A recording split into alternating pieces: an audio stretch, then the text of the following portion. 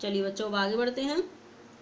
जो परशुराम जी थे अपने फरसे को दिखाते हुए कहते हैं लक्ष्मण से, ये मेरा फरसा बड़ा भयानक है, जो कि गर्भ में पलने वाले शिशुओं का भी नाश कर देता है। इस बात को सुनकर लक्ष्मण से चुप नहीं रहा जाता। उनकी तो बोलने की आदत है, तो उनके कड़वे वचनों को सुनकर, परशुराम जी के कड़वे वचनों को सुनकर वे जवाब देते हुए बोलते हैं। बिहसी लखनु बोले मृदुबानी, अहो मुनि सुमहाभट मानी। लक्ष्मण जी मुस्कुराए और मृदुबानी में मीठे कोमल वचनों में बोले, अहो मुनीश्वर, हे मुनीश्वर, आप तो अपने आप को बड़ा महान योद्धा समझते हैं। पुनि पुनि मोहि दिखाव कुठारू, जो कि आप बार बार अपने फरसे को मुझे दिखा रहे हैं। चहत उड़ावन फूकी पहाड़ू, ऐसा जान पड़ता है कि आप अपनी फूक से पहाड़ को उड़ा देना चाहते हैं। यहाँ कुंभड़वतिया को नाई, यहाँ पर काशी फल के छोटे फल के समान कोई नहीं है। जे तर्जनी देखी मरी जाई, जो आपकी इस तर्जनी उंगली को देखते ही मर जाएगा।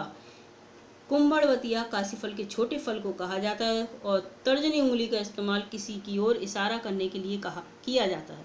तो जो परशुराम थे बार बार अपनी तर्जनी उंगली का जो इशारा है पूरी सभा में गोल गोल घुमा करके कर रहे थे।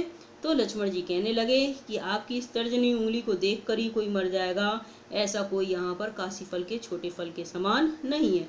अब देखिए लक्ष्मण जी ने यहाँ पर काशी फल के छोटे फल का प्रयोग कितनी अच्छी तरह से किया है, क्योंकि कोई भी छोटा फल होता है तो उस पर यदि किसी कीड़े आदि का प्रहार हो जाए, चोट डंक आदि लग जाए या हमारे नाखून आदि से उस पर लग जाए तो वह फल सड़ करके खराब हो जाता है। तो यहाँ पर कुंभड़वतीय शब्द का प्रयोग बहुत अच्छी तरीके से किया गया है। देखी कुठारू सरासन बाना, आपके पास में मैंने कुल्हाड़ और इन बाण आदि को देख करके मैं कछु कहा सहित अभिमाना, इनको देख करके मैंने अभिमान के साथ कुछ कह दिया, क्योंकि एक क्षत्रिय के साथ हमेशा इसी तरह से बात करता है। भृगुसुत समुझु जनेऊ बिलो की, किंतु हे भृगुवंशी, अब मैंने समझ लिया है आपके जनेऊ को देखकर कि आप एक ब्राह्मण हैं। जो कछु कहो सहो रिस रोकी, अब मैंने जो कुछ भी कह दिया है अपने क्रोध को यहीं पर रोक लेता हूँ और उन बातों को मैं सहन कर लेता हूँ।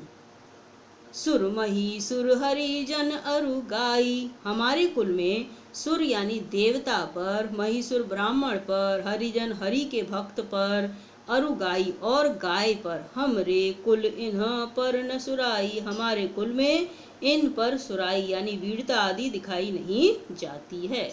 बधे पापु अपकीर्ति हारे, मारतहु पापरिय तुम्हारे, क्योंकि इनकी हत्या करने पर, इन्हें मारने पर हम पाप के भागीदार बनते हैं तथा इनके द्वारा हारे जाने पर यदि ये हमको हरा दे तो हमें अपकीर्ति मिलती है, यानी हमारा अपयश चारों ओर फैलता है, हमें हमारी निंदा होती है। इस कारण से मारतहु पापरिय तुम्हारे, आप यदि मुझे मारेंगे भी तो मैं आपके पैर ही पड़ूंगा।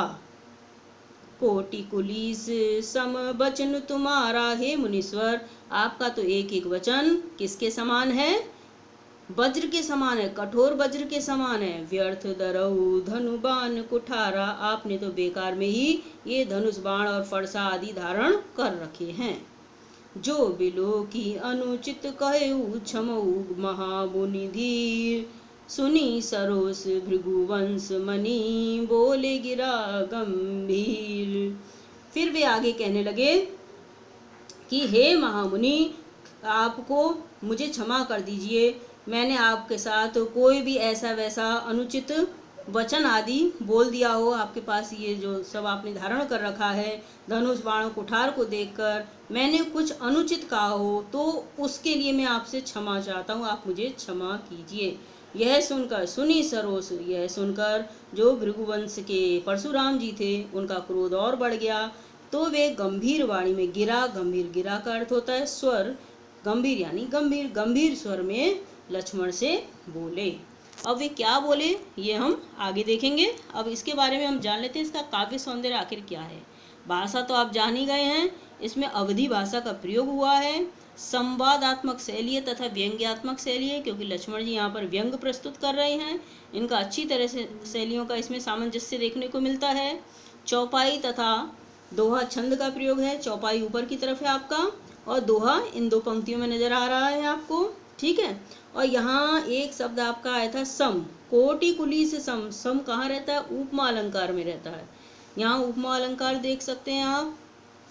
और पुनि पुनि, पुनि पुनि दो आपके शब्द एक जैसे यहाँ पर दोहराए गए हैं। यहाँ पर पुनरुक्ति प्रकाश अलंकार है, ठीक है। अब इसको अच्छी तरह से सुने और समझें।